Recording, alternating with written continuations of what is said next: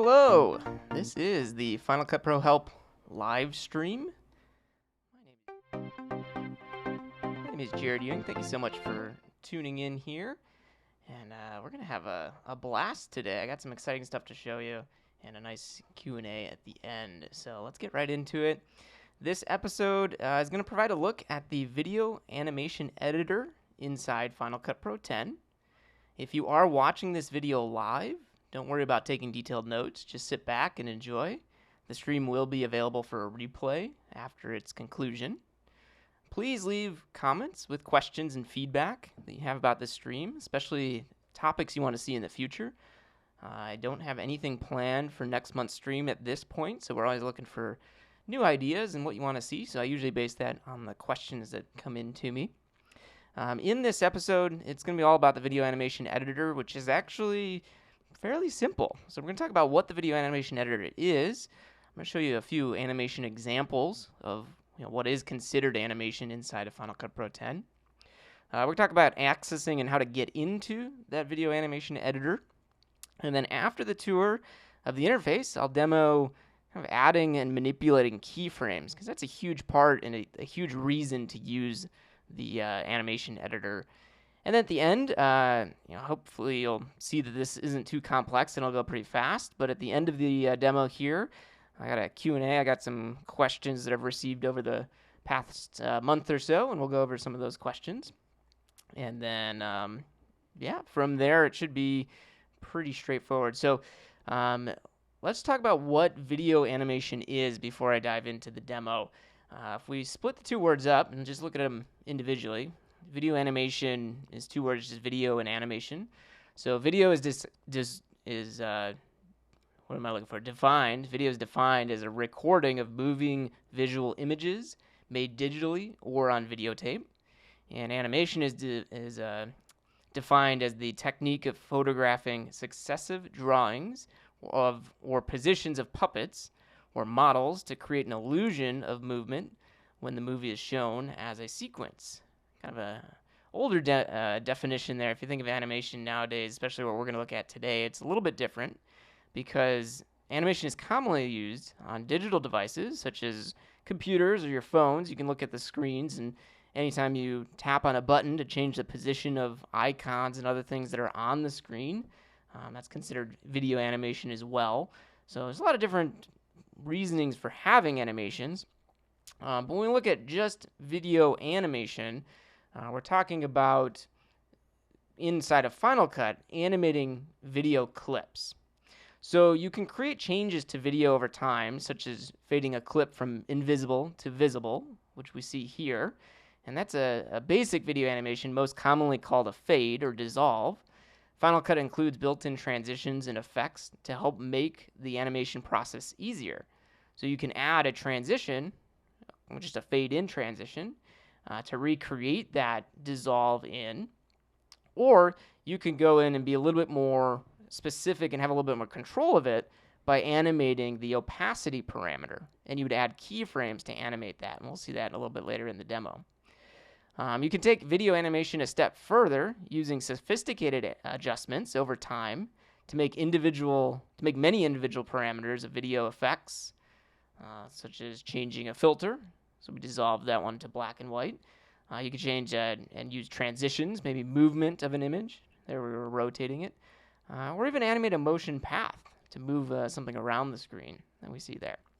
So many different ways to animate video. We're going to see a couple more examples here. So let's dive into a demo. And I'm going to jump into Final Cut Pro 10. And the content I'm going to be using, I've done this demo a couple times, and I've used different images every single time. So it's going to be interesting to see what I actually end up using. But what we see here is a trip I took to Six Flags. I guess it would be last month at this point, in July. And got a couple of clips on the timeline here. And what I want to first show you is just examples of what animation is, because that's a huge part of it. So if you select a clip on your timeline, here I just have this clip of a roller coaster going up. We're waiting in line there, so that one's going up the nice incline there. So you can have their clip selected, and here in the viewer, the lower left corner, we have some controls here to transform. Here we're using the transform tool, but you can also use crop or distort to adjust the image. So I could go onto this image and I could just drag from one of the control points. Let me zoom out a little bit. So I could take these corners here, these points, and adjust the position and the size of the image. I can even go into the middle here and I have a little rotation point that I can change the rotation of the image and place it wherever I want on the canvas. I'm assuming you've probably seen this. Most people that have gotten into Final Cut, this is one of the early things that they end up doing is just moving around images, because it's really cool to have control of your clip there. And we could place more clips on the timeline here. I'm just going to grab a second one, place it on top of the first one we just animated. And using the same transform tools, I can move this image around to adjust or transform that image. Now, if that's all I did and we played back the clip, we wouldn't have video animation. We would just have some video adjustments that we've made to the clip. And you can go into the inspector. I'm in the video inspector here on the right side. You can see the transform, crop, distort, all these different adjustments that I just made. We could go here and adjust those same parameters. But video animation is the change of those parameters over time. So if I wanted to take this image, just this cover shot here of some of the roller coasters, and have it move across the screen, I can do that with video animation by first moving that clip over to the left.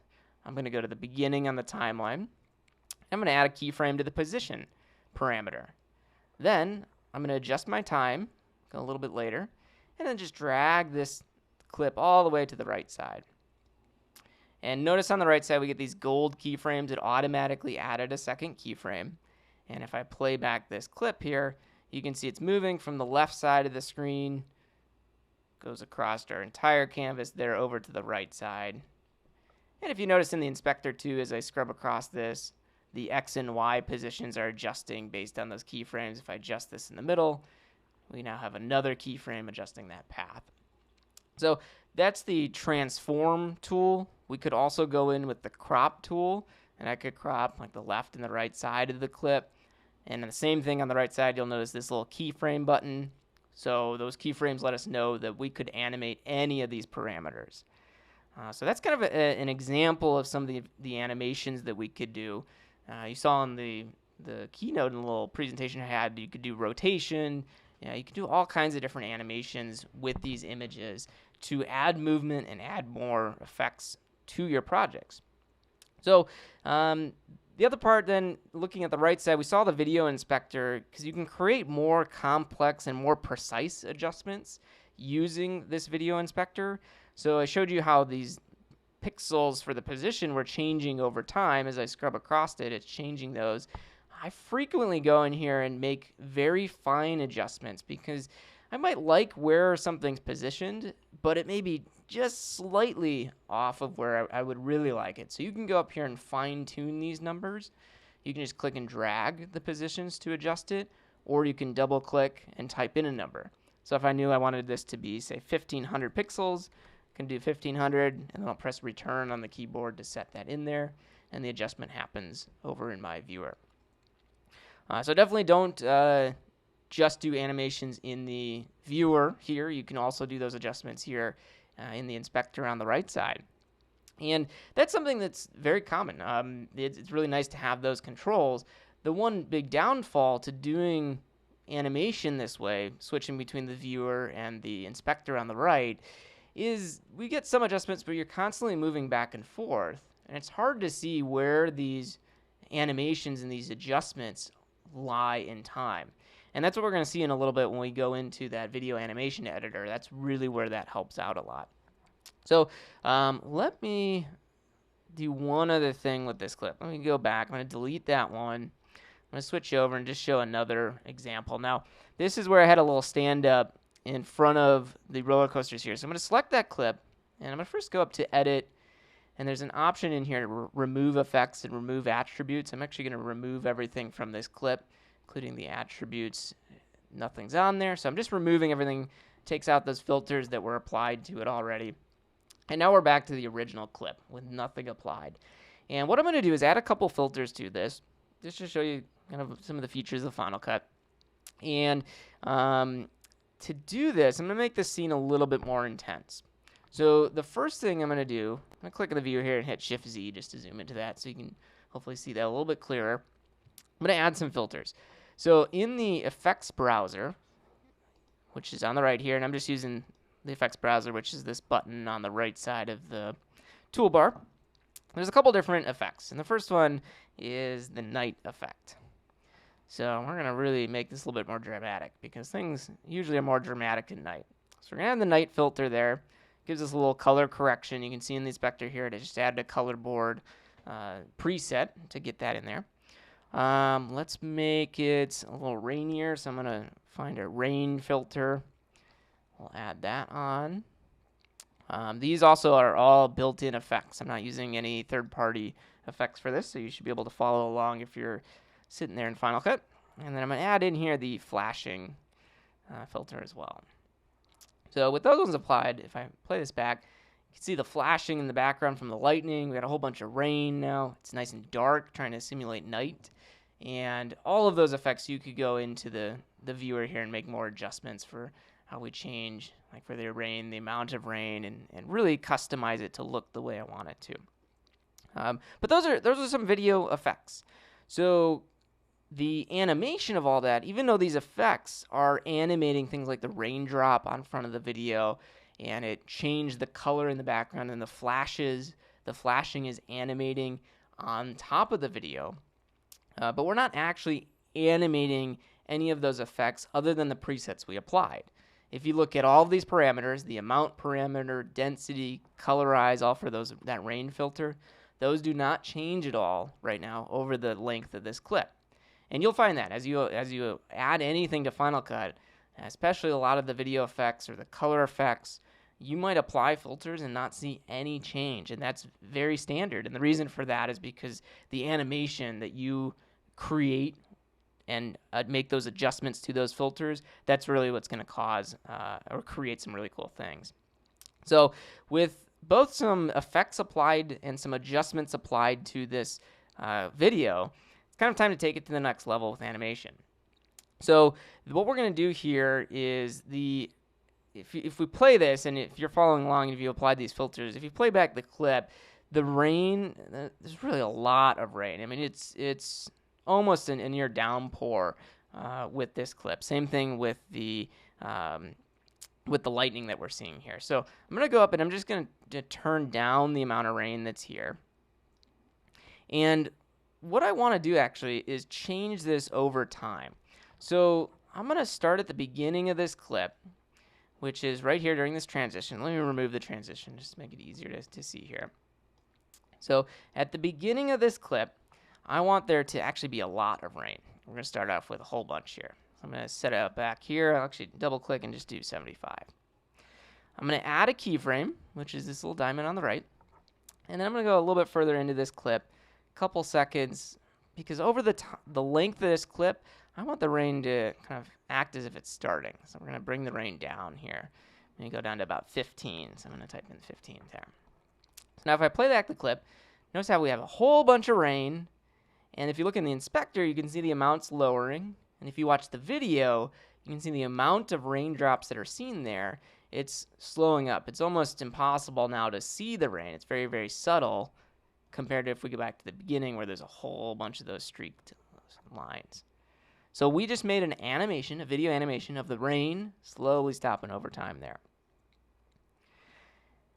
And the other part I wanted to point out here on the right side, if you've put any keyframes, you might have noticed these little buttons. This lets you go to the previous, or you might want to see one on the right to go to the next keyframe. And that little gold button there, that's our keyframe. So that's what represents the keyframe there.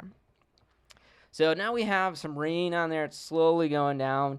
And that's pretty cool. But let's go into the main topic here, which is for the stream, which is the video animation editor. So to open up the video animation editor, because some people don't even know it's in there, so there's a couple ways to get to it. The first thing that we can do is on top of the clip here, if I just hover the mouse on it, I'll control click or right click, depending on how you have it set up. And there's going to be an option in here to show the video animation. And this is going to show the video animation editor. You can also use the shortcut here on the right side. It's Control V. Control V will show the video animation editor. Or you can go up to the menus. If you go to the menu bar, there's the clip menu. And under the clip menu, there's an option to show that video animation editor. So I'm going to click show video animation. And here is that editor. And that's pretty cool. So we see a list of the effects that we've applied to it. And so you can see starting from the top here, we have the color board, which is that day to night effect that I applied. Below it is the rain effect, which is just showing the amount of rain. And then below that, we have the flashing. In addition, you'll see transform controls, trim, and other effects that you've applied that have animation will show up here as well. So let me give you a little bit tour here of what we see. So starting at the top left is this little X next to where it says video animation, and that just closes the video animation. Again, Control V on your keyboard will bring it back. This next to the X, you're going to see the video animation label. And this is important just because there is also that audio animation editor. So if you're not seeing the same thing I'm seeing here or seeing the video effects, it is possible that you've opened up the audio animation editor. Totally fine. You can just close it out and switch it. Below that is a list of each of the effects that we saw. Next to each of the effects, you're going to see a checkbox. And this is just going to enable or disable that effect. So if you remember, the color board is what's putting that really blue, darker look onto our video clip.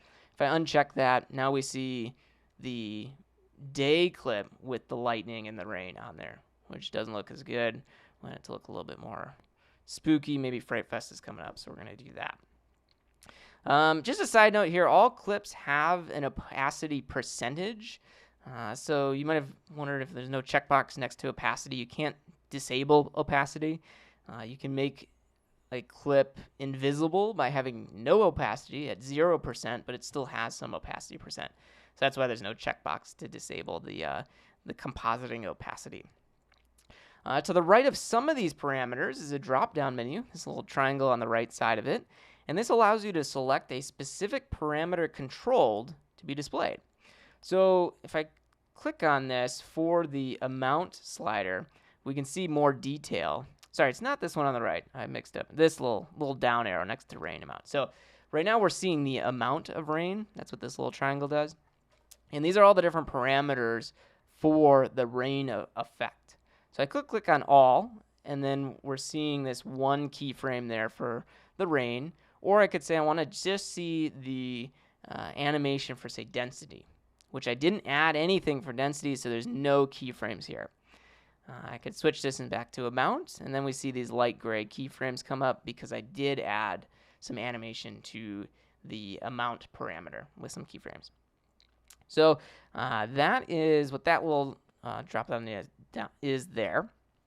To the right of some of the parameters, this is the button I hit just a second ago, it displays a little graph. So next to the amount slider, if I click that little triangle, we get a little graph here that shows us the rain amount and what's happening. And I can see at the first keyframe, it's a lot more rain, and then over time, it's slowly going down until it gets to the other keyframe because the amount is slowly lowering over that time, and that's what creates that animation that we have. This graph can also be accessed just by double-clicking the parameter, so you don't have to go up and hit this little triangle that's on the right. Just anywhere on the amount slider, you can just double-click to quickly access that.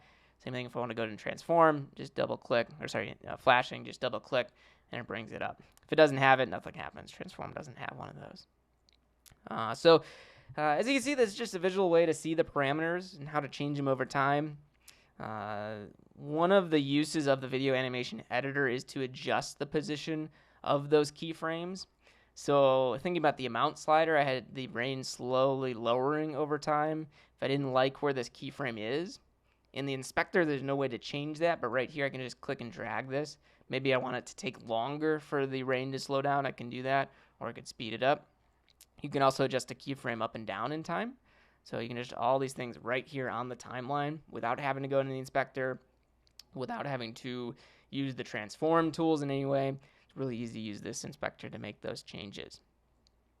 So just kind of as a reminder, if you want to adjust multiple parameters, you can do that. So I'm going to switch over and look at, let's do the brightness of the rain.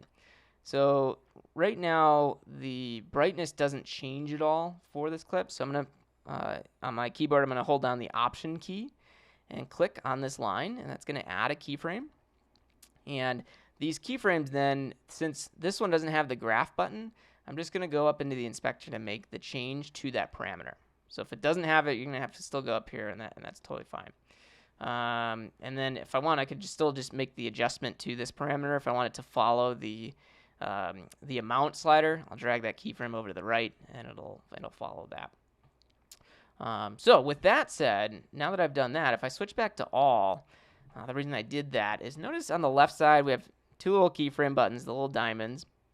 But on the right here, since I moved those two keyframes to the same point, it shows two kind of diamonds stacked on top of each other.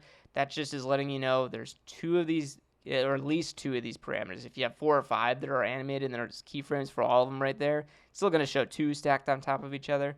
Just know that just means there's multiple keyframes, and you can click and drag these keyframes, and it's adjusting both of those parameters without having to go into each of them individually. So if I went to amount, I can see there's that keyframe.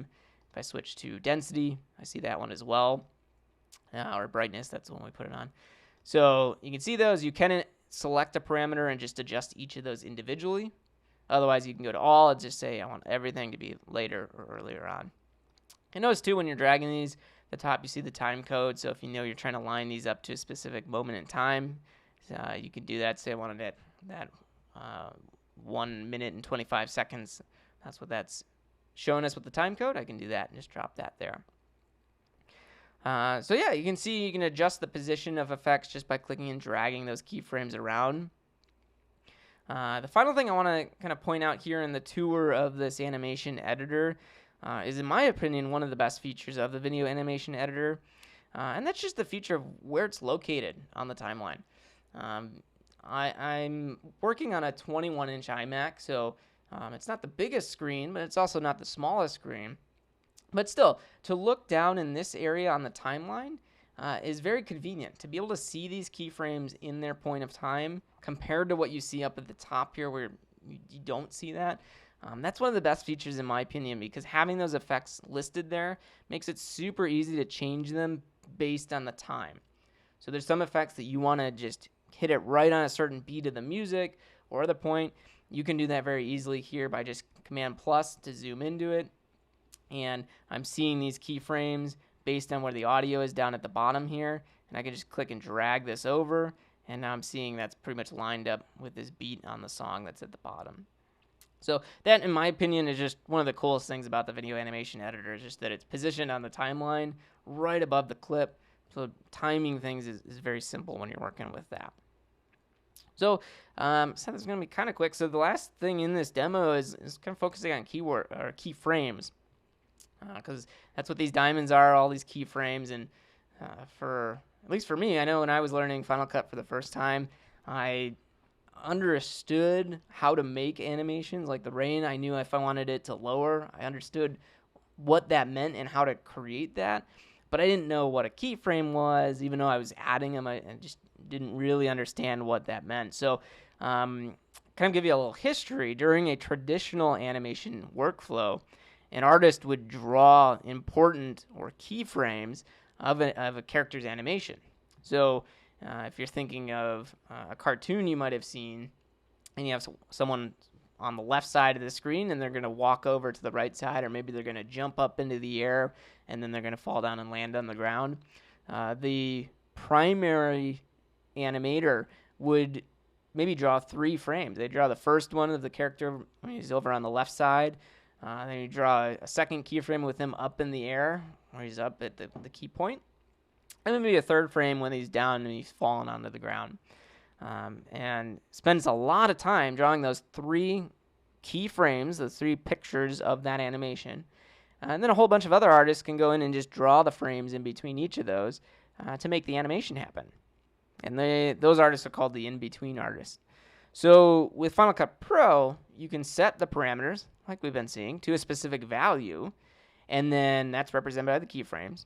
And then Final Cut Pro acts as that in-between artist and is calculating the change in between those 2 keyframes. So if you think of the amount of rain here, I'll switch back over. We only added this keyframe up here at 75, and a second keyframe down here, now it's at 13.3. So imagine if you had to go through frame by frame, which is what I'm moving over here, and you can see the playhead's barely moving. But imagine if you went frame by frame and had to add and make the adjustment for that amount slider to make it a little bit lower and a little bit lower and a little bit lower. It's kind of like stop motion animation. You're taking pictures of every single little movement that's happening. That takes a lot of time. As someone who's done a lot of stop motion animation, it is very time consuming. So to be able to add these keyframes in the animation here, just by option clicking on the line, add a keyframe, make the change, and this line's automatically adjusting those in-between points. That's very cool, and that's what the keyframe's purpose is. So now that we have some animations on there, I want to show you some ways to manipulate and adjust those. I've been doing it, but I just want to call out these things very specifically. So to add a keyframe to this bar, you just hold Option and click on the bar, and that adds the keyframe. And then you can adjust it by clicking and dragging the keyframe up or down. One thing, notice I can move the mouse left and right, and it's not moving left and right. That's a feature to help you out. So it assumes that you're just trying to drag it up and down based on how you started dragging that keyframe. I can adjust it in time by dragging it left or right, and now if I drag up or down, it doesn't change that. This makes it really nice because you can just start dragging and then look somewhere else in Final Cut. Maybe look at the top. You're trying to look for another keyframe or a specific time code number. You can do that without having to drag the mouse very specifically there.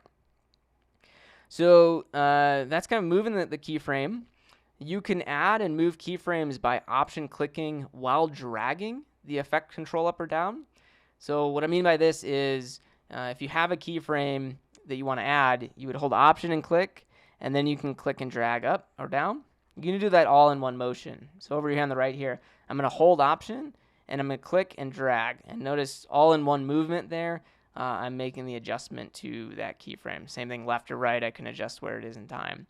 So you don't have to say I want a keyframe exactly at a specific point.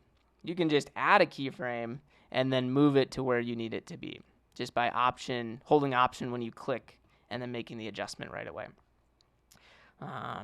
So that's kind of adding those keyframes. As far as working with them, some people like to navigate between the keyframes, and you can do this right from the keyboard. Just hold down the Option key, and then while holding Option, press the semicolon, which is the key to the right of the letter L. So Option semicolon goes to the previous keyframe.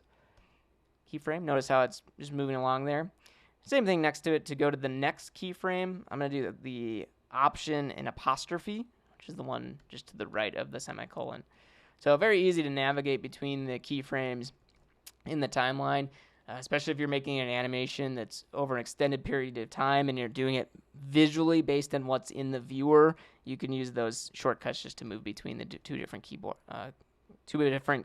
on the keyboard. Okay, and then the last little thing with this part is deleting a keyframe, which this is where the shortcut's really nice. You can just move to a specific keyframe, and then while you're on that keyframe, you're going to do Option, Shift, Delete, and that deletes that keyframe. So I'm holding Option. I'm going to use the semicolon and apostrophe to navigate, and then I'm going to press Shift and Delete, because I'm just holding Option the entire time, so don't let go of Option. And this is a really nice way just to go and delete keyframes that you're not using just by using the keyboard.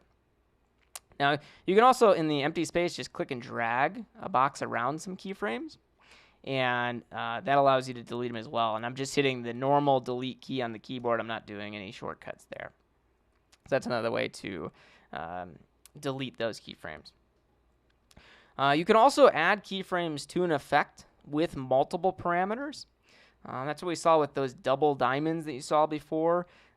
So no problem at all. Just go back to all, and then you can hold Option and click to add the keyframes. And you may not think too much about it, but notice we got the double, but now I've done that under the all parameter.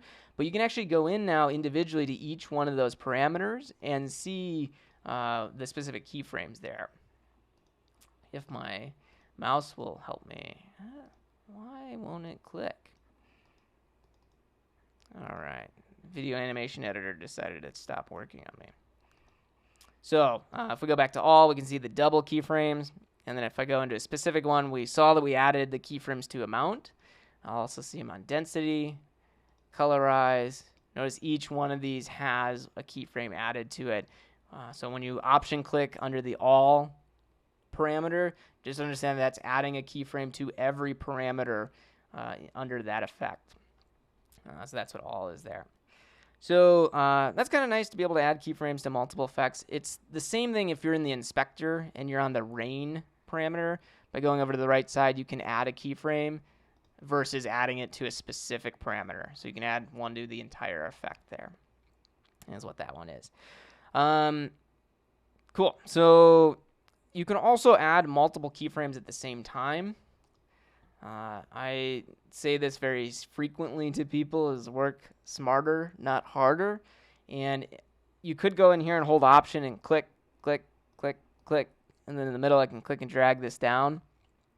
And I've very, very quickly there added 4 keyframes and created this lowered effect. I do this very frequently with audio. But don't do that. That's just a lot of work. Anywhere in the effect here, just click and drag across the point in time, and then you can drag this up or down, and it's going to automatically add those keyframes for you. So you get a little bit more control by doing it that way instead of having to click each one individually. You get more control this way because you do that really fast, and then you can click anywhere to move one of those around and make those adjustments to the keyframes. I've been doing this frequently. I don't think I've called it out. Just click anywhere in the parameter itself to unselect those keyframes. If you do click and drag across to select an area, you can also click in the gray area to unselect everything. I mean, one keyframe selected, I click out here, it's unselected. If you've used the range selection tool, making this box might have looked really familiar. You can also do that using the range selection tool. Just click and drag across and you'll get that range selected. And then you can go in and make an adjustment. So notice this is something I'm doing across multiple points.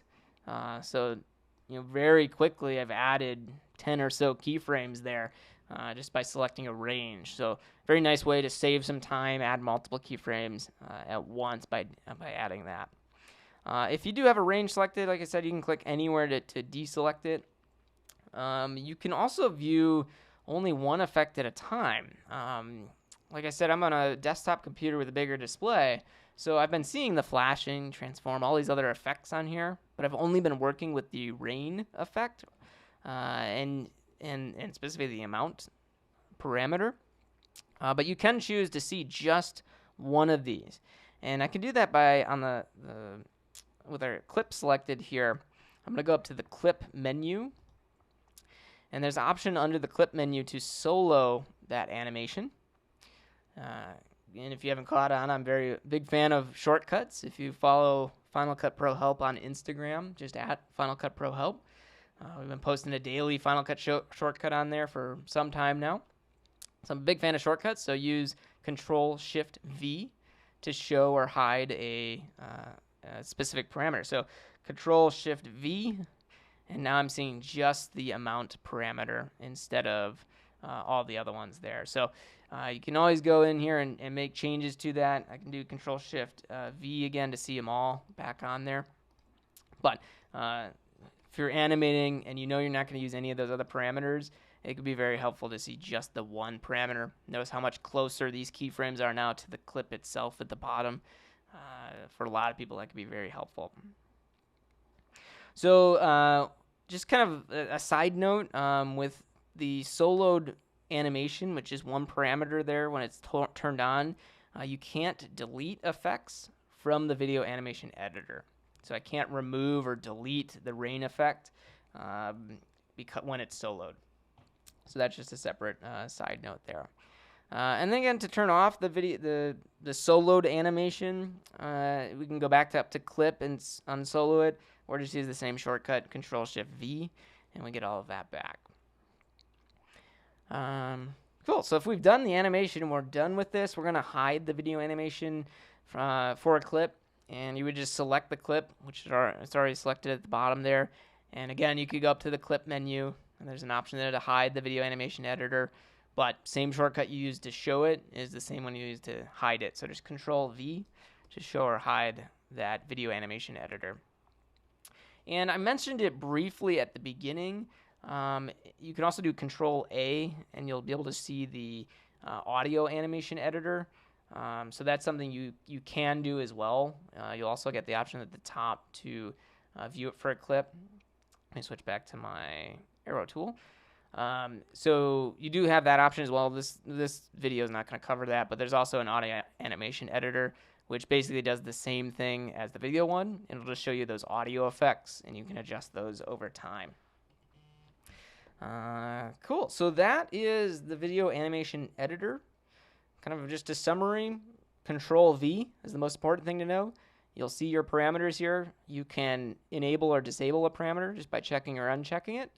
You can use the triangle on the right to be a specific parameter for the effect or filter that's selected. So we've been using rain, but I could go down to transform and see maybe the rotation instead of everything. I can see rotation or position, and you get those options there. With a specific parameter selected, sometimes on the right side here, you'll see the little drop-down arrow to see the graph of that animation. And then on the graph itself, you're going to use keyframes to make the changes. So just hold Option and click on the graph to add a keyframe, and then drag it up or down to make that change. Click anywhere in the gray area to unselect everything. Click and drag on part of this animation and hit delete to select and then remove those keyframes. So some very quick ways to adjust those parameters there. So that's it. That's all I got for this kind of portion of it. I made it a little bit longer than I was expecting it to go, which is fine. Hopefully you got some details there. But I did want to switch over and do a little bit of a Q&A. I get a lot of questions sent to me, and you should definitely send questions if you have them. You can send them using an email address, which is finalcutprohelp@me.com, or you can use Twitter or Instagram, send me a message, DM me, and I will try to answer your questions there. So first question I got from someone here is there a way to create a transition when there is no extra media available? So let me show you. I'm going to recreate this because this is something, especially if you are a newer editor, I just remember this being one of the most confusing things, and I think it was because I was using an older legacy version of Final Cut that did not really explain this part too well. So let's go up and get some new clips. So I'm going to use the entrance clip here, and just dragging that down, and then after the entrance, I'm going to go to this walking clip. So if you noticed, I just clicked on the clip and dragged it down the timeline. I didn't select a specific portion. So if I go to the edge of this video and try to click and drag it to the left, it's not going. You can see this red bar at the edge. Same thing at the right here. If I try to go to the edge, red bar, because that's the end of the clip. There's no other video before or after that clip. So then I'm going to go into my transitions here, and I'm just going to try to add a cross dissolve in between these two clips. And notice if I try to drop it, nothing happens. And that's because we're getting this error, because there's not enough extra media beyond the clip edges to create this transition. And that's what the question is saying. They're getting this message, and they want to know, is there a way to add a transition without getting this? So the most common way is to go and trim the edges of the clip. So if I trim the right and the left edges a bit, and now I go and get my cross dissolve, I'll be able to add that in, no problem, piece of cake. The problem with that sometimes is that you have now shortened both clips. I've shortened the one on the left and the one on the right. And you might lose something that you're trying to show, especially if this is being shot on like an iPhone or someone's, it's just amateur shooting. You might not have seen or caught exactly what was happening at the beginning of this clip. If I double click on the clip, this opens up the precision editor. And I like this because I wish I had this when I was first learning how to edit, because precision editor shows it pretty well. We see the first clip of the entrance, and then it starts to dissolve. That's what this line is the transition. Transition's in the middle. and then we slowly dissolve up to the clip on the bottom. So if I drag this clip to the right, if I go all the way to the right here, that's as far as I can go for this transition. If I want to make the transition longer, I can't. I can only go that far because there's no extra media. So how can I add extra media to this clip to extend it? Maybe not cut out the beginning of it. Two ways to do it. One way, I'm going to delete this transition first. One way is to add a still image. So I can select this clip. I can go up to what is it, under edit here? We should have a freeze frame option, which is add freeze frame. Option F is the shortcut. Freeze frame is just a still of that clip. So now notice we have that still frame, and then we switch into panning or tilting down here to the sidewalk. So then if I go and add in my transition, no problem. I have plenty of media. It's fine. However, that can be a problem. If you only want a little bit of this still part, this is where a compound clip is your best friend. So I'm going to shorten this because maybe I only need a little tiny bit. And then I'm going to select these two clips. I'm going to control click and say new compound clip. Hit OK. And now I can add that transition, create it, and it's going to go over that compound clip. And I can open the compound clip, and I can see it's transitioning over that still image that I added and part of the video clip there. So just make them a compound clip, and then you'll be able to add that transition. So I hope that answers that question. Second one I have here is I made a cut with the blade tool. How can I rejoin the clips? That one's a nice and easy question. So if you use your tools here, you have the blade or razor blade tool. You can use the shortcut B to get that. If you click, that makes that cut. So now you can see we have two very distinct separate clips. This dotted line in between those two clips means that these were at one point joined together. So when you see that, you can control click on that edit point there. Just click, and there's going to be an option there to join those clips together. So, of course, if we just did this, I can do Command Z on the keyboard, and that undoes that. But in this case, I want to join these back together. So I'm just going to click to select that edit point, and then on the keyboard, just use the delete key to delete it. And the only thing that got deleted was that cut. Those clips are now joined back together. If there is no dotted line there, if these were separate clips, say like if you used a GoPro or another camera to record a really long clip, you might have those files separated just because that's the way the camera works. It's separating those clips. So if there's no dotted line there and you want to join them together, just use our compound clip method. With the cut there, say I cut and delete this part. If I wanted to join these two clips together, there's no dotted line there, so the only way to do it is to select them, Option G to join those. Make sure to name these compound clips, but that'll join them back together. All right, next question. What I desire is to crop video and export at exactly the size of the resulting crop. How can I get this done?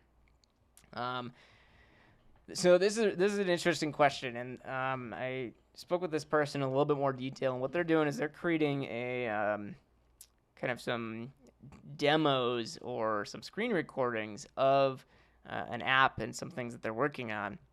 So that what they want to do is they want to crop into a specific area of the clip and then export that out. So let me see here. I think, yeah, we'll just use this still here. So on this clip, notice we have a screen in the middle. So essentially what the person wants to do is they want to use the crop tool to crop into just that area of the screen. And I'm just doing this rough here for the example, but they want to crop into it. And what they then want to do is export this area at the dimensions that are listed here. So this timeline, this project that we have here is, I believe it's a 4K project. But regardless, whatever the project size is, if I zoomed into the clip, I'm going to export these dimensions, or I'm going to export the black bars around the side. So it's kind of a unique situation here. So what we want to do is export this out, because we want to use something to figure out what those dimensions are. And there's probably a million different ways to do it, but this is the way that I like to do it. First, you're going to go into Preferences, and under Destinations for your shared destination, just add the Save Current Frame destination.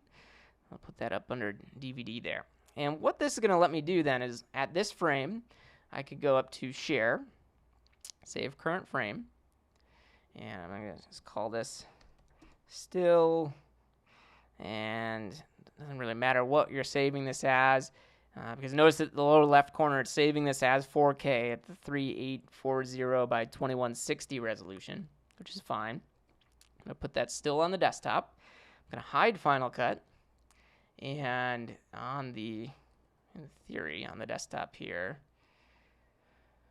there it is, once it's done exporting. Now we have that still. I'm going to double click on the still, which opens it up in preview. And then in preview here, I'm going to click and drag around that image.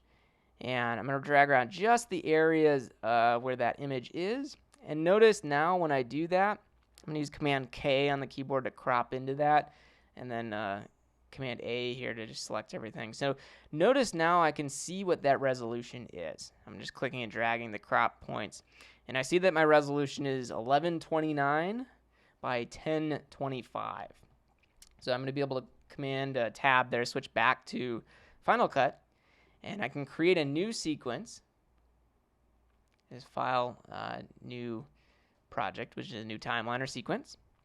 And I can say I want to use custom settings, and I want to use a custom video resolution. So under Video, I'm just using custom, and now I can type in that resolution. So Command Tab to switch back, get 1129 by 1025. I'm never good at remembering those those resolutions because they're always very unique numbers there. But I've typed those in, and then I'll hit OK to create that project. I'll switch back to my other project, which was the Six Flags trip. And I can just copy that clip, go to my new untitled project, paste it in. And what you'll see here is the clip's really small, right? The little tiny video. It's because it just zoomed in for me, so I could just take this and zoom it in to fit the frame. But yeah, that's essentially how you can do that. One way to do that. I mean, another way is to export the full quality video and then crop it. But I find this way it makes it a little bit easier because now you have this custom sequence, so you can make changes and still make other edits as you need to. All right, so then the next question is fourth question here. Hi, I edited a video on Final Cut Pro, and when I emailed it to myself and watched it, it comes out blurry. Would love your insight. And they say, I want to use the video on IGTV or Instagram TV. So that explains it. So Instagram, great app, a lot of fun for looking at pictures, but also video. I mean, it's gotten really nice for video, and especially with their release of Instagram TV or IGTV, which is their fully vertical video format. There's a lot more people going over to Instagram to produce content and video. And there's no option, no share destination to export to Instagram because there's no desktop app for Instagram. You have to do everything from your mobile device, either your iPhone or tablet or something that you have there. So what this person is doing is they're sharing from Final Cut. They're exporting the video out, and then they're either airdropping it or they're emailing it to themselves. Because they're trying to find a way to get it onto their phone. So email is the way that they went. And, of course, email is extremely small. If we go up to share here and we were to use one of the email options as the destination, email is extremely small. Let me see. Actually, I'm curious what the resolutions are because I have not emailed a video like this in a long time. But you can see the resolution's very small. You could go up to the HD version. We have these weird custom sizes because of the sequence. But you have options to change that size. But notice if I make this the full HD, the estimated size of this video, which is a 4-second video, is already 4 megabytes. And with email, usually you can't email larger than 10 or 20 megabytes without running into issues. So that's the problem. The problem this person is running into is their videos are becoming blurry, and that's because they're using an email share destination. So what you want to do is export your movie at full quality. go up to share when you're ready and do master file. Export that file and save it somewhere that you can get to, either desktop, documents, wherever you want. So I'm going to call this one for IGTV because it's our video example here that we're doing for IGTV. Let me show you settings here, video and audio. It's the source codec. It's the full resolution that I've set up. So when I do this and I save it to the desktop, I'm going to hide Final Cut. This should, shares almost instantly because it's just one still. But now if I do the 4IGTV here, if I hit the space bar to preview it, notice how big that image comes up because it is full quality. And then the tricky part now is how do you get that onto your phone? If you go into email, it's going to compress it, make it really small. So with the video selected, we're going to go up to the share button here, and you can just use AirDrop. If you're using an iOS device, AirDrop is awesome. You hit AirDrop, it's going to find your phones, your things that are close to it, and you can just drop it over. That sends the full quality video over to your mobile device, your iPhone or your iPad, so that you can send that up.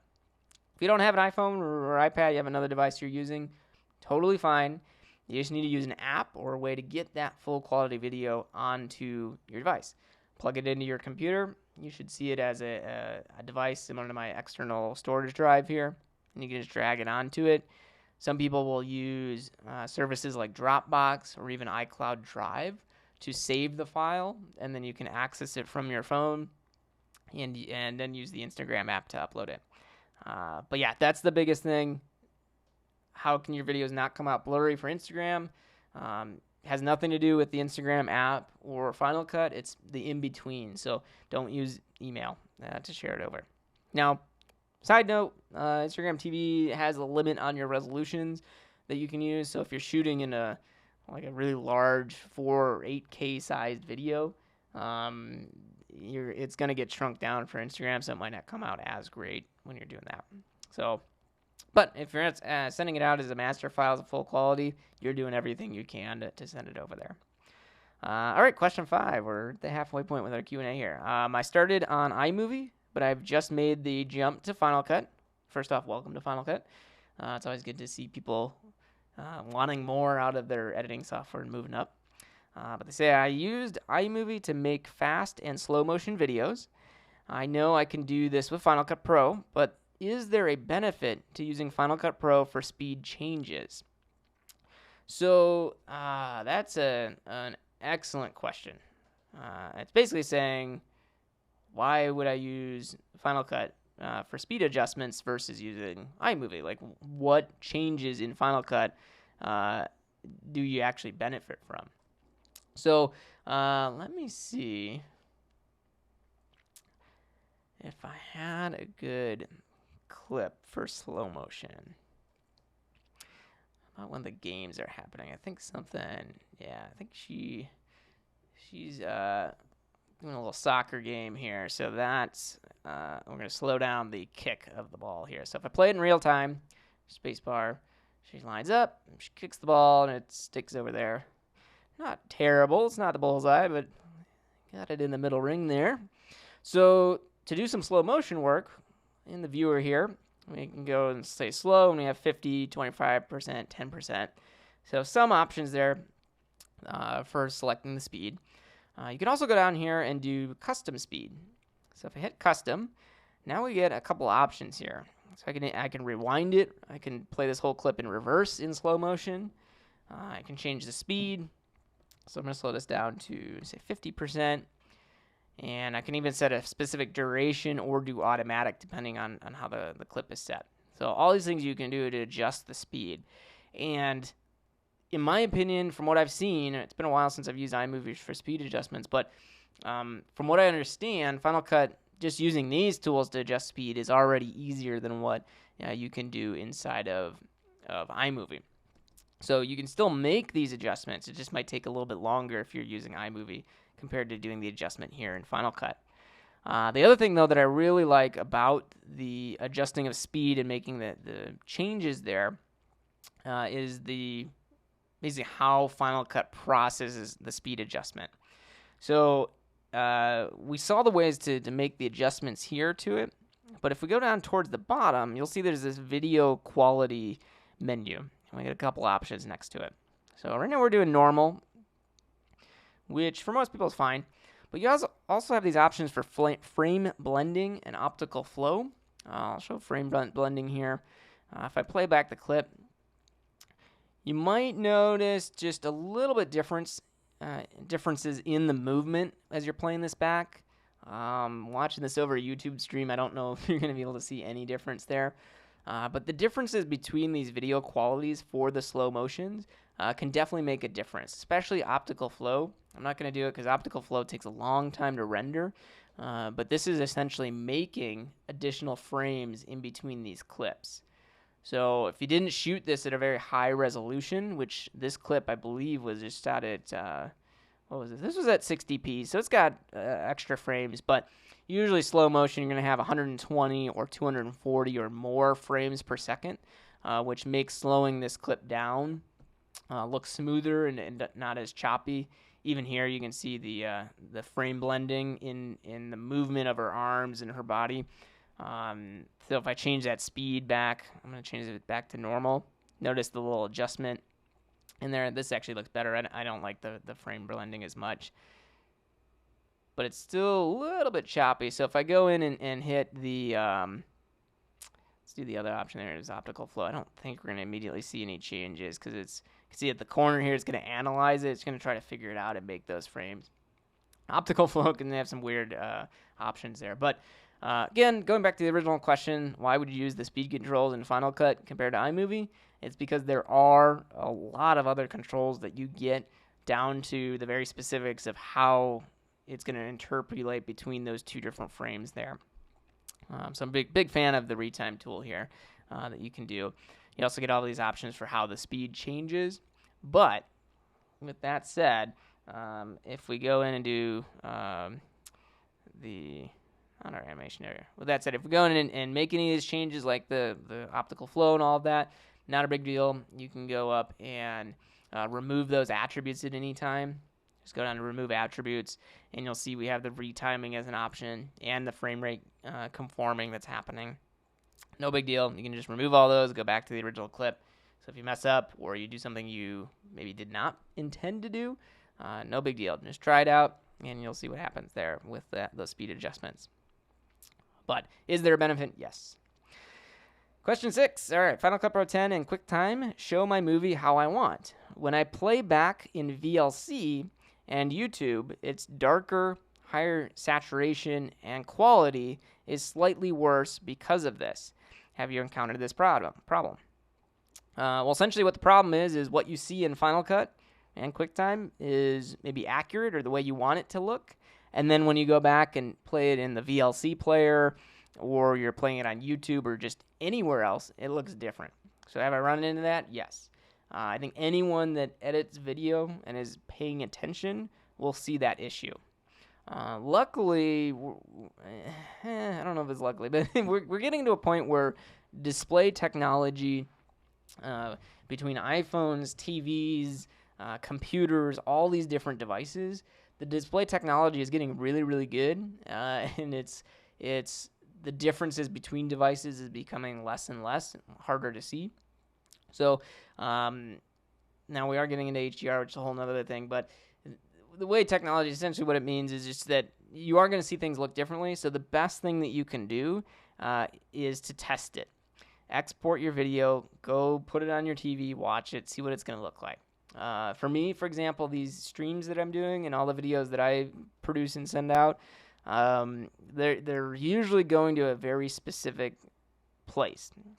So for example, the Final Cut Pro Help Instagram feed, I make videos for Instagram, and those videos are designed specifically to play back on Instagram. So I would want to know and watch it on any device where Instagram might play back that video. So I know it's going to be played back on phones, on tablets that have the app, but it can also be played through a web browser, through Instagram.com.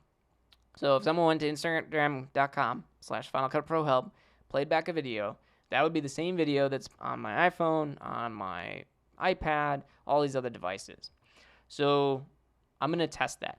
And I've done a whole bunch of those videos, and I just do the screen recording. I really don't do a major color correction to it because I want it to look very raw to what it looks like on the computer itself. But if I was making adjustments to the color, I would want to see how it looks, in all those cases. Because with Instagram, I only get one option. I upload the video and that's it. But if I look on my phone and it always looks darker, or like this person was seeing when you're playing into VLC, the quality is like slightly worse because the saturation, it's higher saturated and it's darker. Well, go back and you'll have to make those adjustments in Final Cut.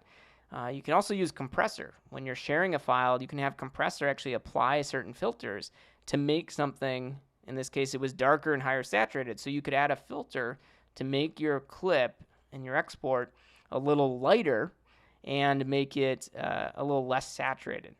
That way, when it's playing back on VLC or these other places, since those other places make those adjustments, hopefully you'll get the balance correct and be able to see that come out correctly. Now, this is something that is, because you're working with very specific parameters, and you're not just saying, hey, did you see the video that I put on YouTube?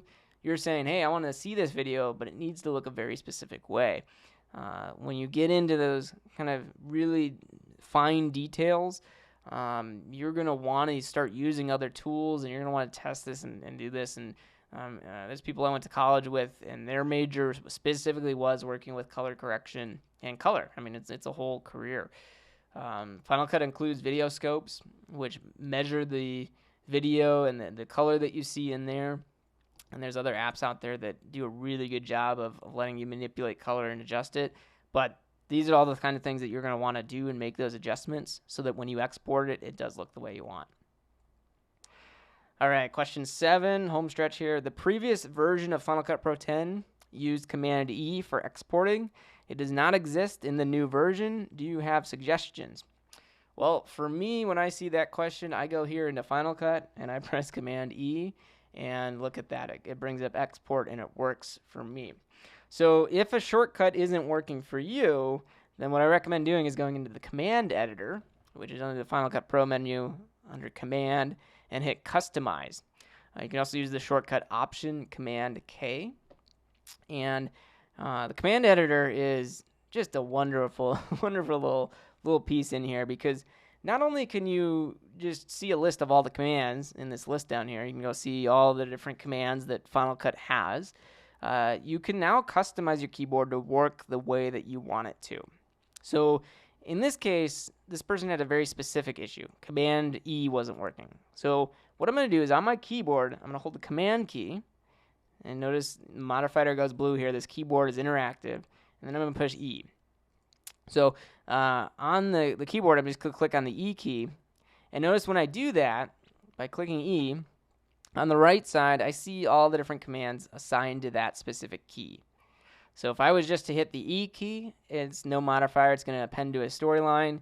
And then down here, Command E, it's going to export using the default share destination. So if that wasn't working, if this person looks at Command E, they're not going to see this. And they're going to assign it to that. And the way you'll do that is you're going to say export using the default. I'm just doing the search at the top right so I can see it here. And here's that command. And on the right side, I can see that it's set to Command E. That's what I want it to. But maybe he wants to do the export captions. So I need to export captions, and I'm going to do Command E. And then it's saying, hey, I'm going to reassign it. And that's fine to make a copy. I'm going to test this. Okay. So now, if I were to do Command E, let's save this and go back here. Now if I do Command E, it's not doing anything because I have no captions on this project, so it can't export the captions. And this is what the person is running into. Their shortcut's not working. So I can go up to Commands, and I could say Customize. In my case, I usually work in the default command set because I do a lot of tutorials like this, and I do a lot of troubleshooting for people. Most people are using the default command set when they're newer to Final Cut. So I usually work in the default, but if you're working specifically on your system, maybe you're not moving between a bunch of different systems, go ahead and customize that keyboard. Make it work the way you want it to work. then you can import and export those customized keyboards to any system you go to. Just keep a little like USB flash drive with you or iCloud or something so you can take that keyboard with you anywhere you go. But essentially, going back to the original question, Command E is not working. Go up here and go back to the default set, and it should work. If it doesn't, you'll probably have to customize the keyboard to see why it's not working. The final thing that could be happening is in System Preferences, there are some keyboard and accessibility options, but in System Preferences, you can go up here and you can see some of the other shortcuts and different things that are built into your system. It's possible something here got modified that's causing that shortcut not to work. However, if that was the case, you'd probably be having issues with many other shortcuts, not just Command E. All right, question 8. How can I convert a PowerPoint or Keynote presentation for use in Final Cut Pro 10? Pretty straightforward. I use Keynote. That's what I did with our little projects here. Let me make a new presentation. I'll bring this over. So if you have a Keynote presentation here, build one really quickly here with 2 slides. Let's add a second slide. So you have your whole presentation that you've created. If it is a PowerPoint presentation, get Keynote, import it in Keynote. Keynote's just much nicer for this stuff. And then you can go up to File, Export. And there's a couple different ways to do it. Depends on what you're trying to do inside of Final Cut with this presentation. If you like the animations that you've created with Keynote, you can export this as a movie file. And it gives you all the options for how you want to set this movie. Make sure the resolution is kind of set to what you want your Final Cut project to be set at. Usually larger numbers are going to be better there. And you can set how you want the builds to happen and everything like that. Once you've exported that movie file, it's a movie file. Just import it into Final Cut and you're fine. The other option, though, under export is to export images or stills of each of the slides. So this will give us we can do a TIFF, PNG, any options here. You can test that out to see which one works best for you. But you can import them or export them all as still images and then import each one of those still images into Final Cut. And then you can add Final Cut transitions, do other customizations, whatever you want to do there. But yeah, really that's the way to do it. Either export it as a movie or export it as images and then bring those into Final Cut. Let's just get rid of this Keynote. We don't need that one. All right, question 9. I'm not able to add any of my iTunes songs to a project. When I click on a song and try to drag it down to the timeline, it just scrolls through the list of songs. Why is that happening? And then I also get a prohibitory sign when I try to drag songs into my timeline. Why? Okay, this one's going to be a tricky one. I don't think, I only have the one song in here. I'm not going to be able to recreate this because you can see when I drag this one in, comes down, music's fine, no issues. You can see even the dragging is going correctly too. So, a couple things about working with iTunes in here. You'll want to first verify that you're clicking on the name or the text of the track itself. And what I mean by that, let me go into the sound effects. Do we have the sound effects on here? Maybe not. I can show this, though, in my list of clips. I'm going to switch over here. When you're in these list views, if you click and drag on the name itself, that should go up and drag it. And I think here, I don't think it's mimicking. There it goes. When you're in the empty areas of a track and you drag down, it's going to do this selection.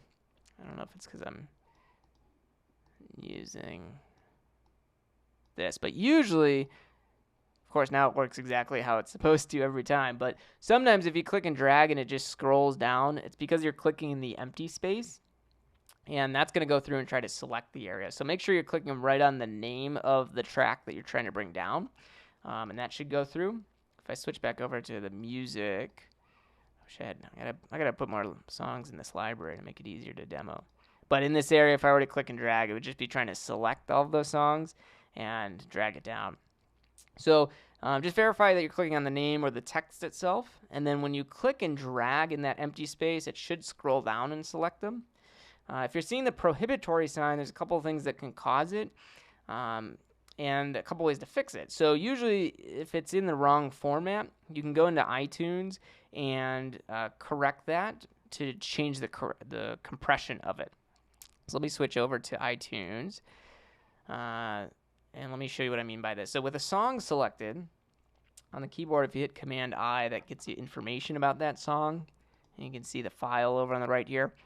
So this song is an MPEG audio file. That's the kind of song that it is. MP3, pretty common.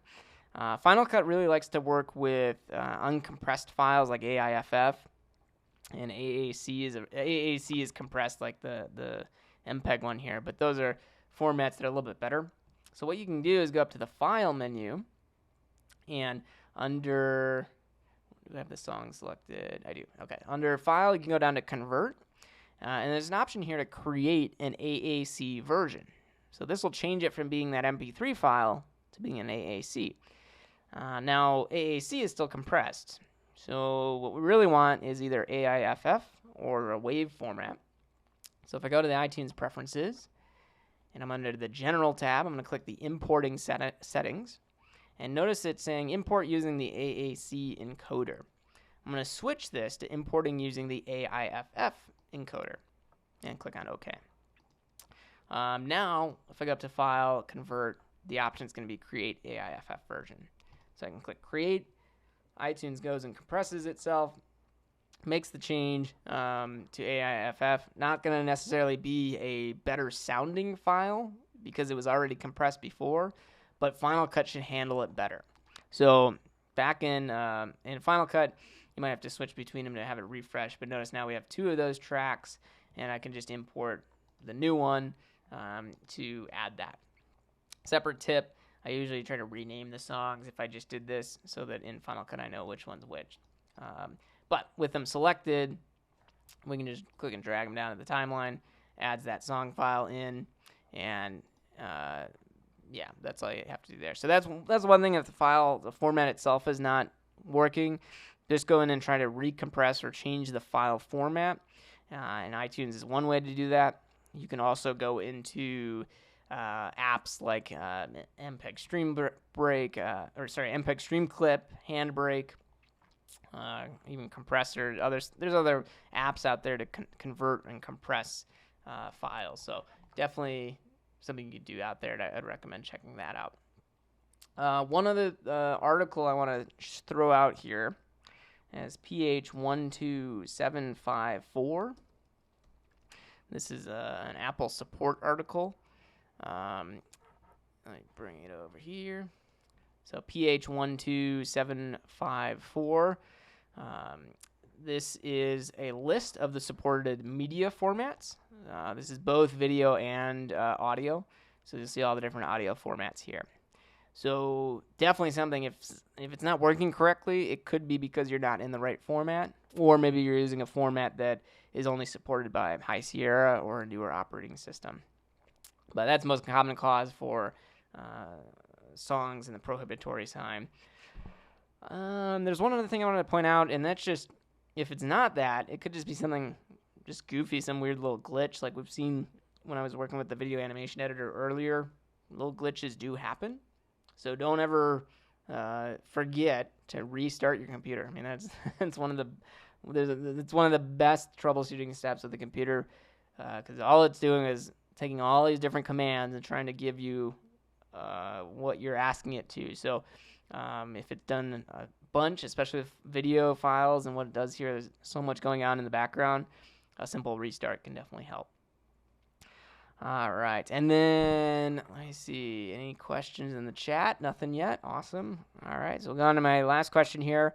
If you are watching and you do have a question, just pop it in the chat there. If you're watching this on a replay later on, you can still pop it in the chat, but I'd recommend reaching out to me through some means I'll share in just a second. So last question here. There is a red message across all of my media that says missing proxy. What does this message mean, and how can I remove it? Oh man, those big red messages, I laugh because that is always the worst thing to see. So let me first recreate that message that you're seeing there, which was probably like this.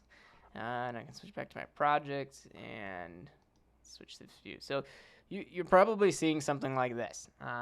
Luckily, we got a still image in here. That's good. So we at least have our music and a still image. We're still somewhat alive in this project. But yeah, this is I would say a pretty common thing to see and really easy to fix. It's just you have to know where to go. So first thing is, if you might have noticed me when I was setting this up, under the view menu at the top right of the viewer, there's an option here to for the media to show basically what kind of media you're looking at. And we have optimized or original and proxy. And usually you're going to be using optimized or original. And notice everything comes right back. If you do that on your computer, that should fix everything. Just switch it back to optimized and original. However, there's another thing that you can do is because you might want to use proxies. Using proxy media is kind of like using smaller or lower quality videos to edit your project. And that can definitely help, especially if you're on a slower computer.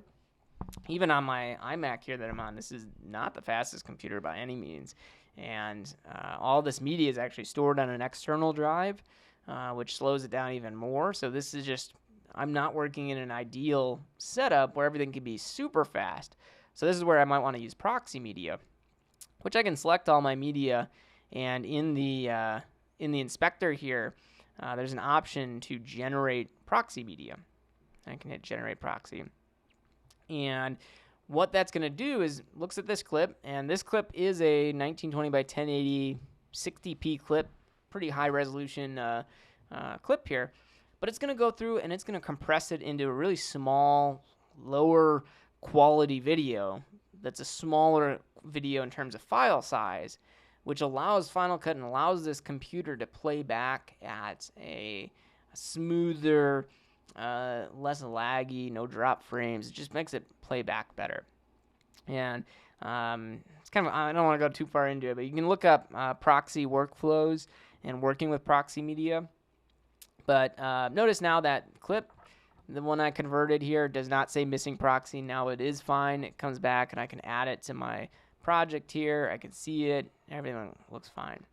So going back, let me recap here. There's a red message across everything that says missing proxy. You can either click on view and say show me my optimized or original media, or you can say with all of your clips, you can select all the clips that have that don't have proxies, go into the inspector under the eye here, and at the bottom there's going to be a button that says generate proxy. Just click that one, and Final Cut will go through, compress, and create that proxy media for you. Proxy media, you are creating an extra files, so it is going to take up additional space. Understand that. But that'll get rid of those red messages there. So in my case, I'm fine working with the optimized. So I'm just going to switch it back to optimized. Cool. So that brings us to the end of the Q&A here. So let me switch back to my presentation. Get us back on Keynote here. So again, if you have any other questions, you can just reach out to me. There are some additional resources. I always point this out at the end of every stream because you just kind of don't forget these things. There's so many people that have been working with these editors forever. They don't use some of these resources. So first and foremost, as always, is the help menu. If you have questions, go up to the help menu, use that. There's just so much good content in there. That's one of the things that Apple is really great at is they do make great products, but they also make extremely helpful resources for supporting their product. So they could very easily say, here's Final Cut, good luck. But they don't do that. They have video tutorials. They have documentation that's just so dense as far as just the information that they provide and what they send out. So definitely don't forget the help menu. As always, I have an awesome guide to Final Cut Pro 10 that I've written that you can go out and purchase from Amazon and iBookstore and all those ones, Apple Books. If you have any question about that guide or don't have maybe the money to front for that, just reach out to me. You can reach me directly as well through Twitter, Instagram, Facebook, using at Final Cut Pro Help, or the kind of old school way at this point is you can send it through email with finalcutprohelp@me.com. And you can reach, there's a contact form, on the website, anawesomeguide.com. It's also me there.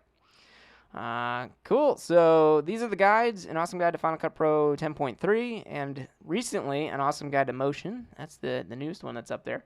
Both of those guides do have a good amount of information in them, but they're directed more at new users of these apps. If you're a newer editor with Final Cut Pro or using Motion, maybe you want to add that skill set to your list of skills. An Awesome Guide to Motion is a great place to start. There's a ton of other information in those, but that's a good starting point. And these guides are both available from Amazon, Apple Books, Barnes & Noble, and Kobo. Or reach out to me directly if you have any other questions about that. So thank you so much. This has been episode 5 of Final Cut Pro Help Live. I hope you enjoyed watching it. And don't forget to leave a comment with any questions or feedback that you might have on this. And especially additional topics. If there's something else you want to see in the future on the stream, you can definitely leave a comment or send me an email to let me know what you want to see. Some of those topics I do go and convert and actually just create a video tutorial for you. Other ones I will do a whole episode like this to go into a lot more detail and have more of a discussion about that. So that's Final Cut Pro 10. That's the video